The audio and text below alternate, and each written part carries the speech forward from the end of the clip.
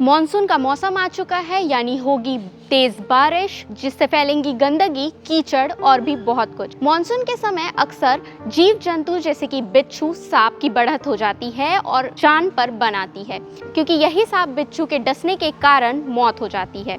ऐसा ही मामला भी कुछ दिन पहले सरगुजा में आया था, जहां 2 बालिकाओं की मौत हुई थी सर्पदंश के कारण। ऐसे ही कई आंकड़े हैं जिनकी मृत्यु हो जाती है सांप के डसने के कारण। मतलब सोचिए ये कितना गंभीर मामला है। और सोचने की बात यह है कि पिछले वर्ष लगभग 25,000 लोगों की मौत सिर्फ सर्पदंश के कारण हुई थी। इस मामले पर बातचीत ना हो ये तो गलत होगा, इसलिए आपको बताना चाहूंगी कि अगर किसी को सांप डस ले तो हमें क्या करना चाहिए और क्या नहीं करना चाहिए। खेत खलियान में जब लोग काम करते हैं उन्हें मोटे जूते पहनने चाहिए और साथ ही हाथ में ग्लव्स पहनना चाहिए, जिससे सांप के डसने की संभावना थोड़ी कम हो सके। साथ ही जिसे सांप ने डसा है उसे लेटा दे, ताकि चलने फिरने से ब्लड फ्लो ना बढ़े और जहर ना फैले।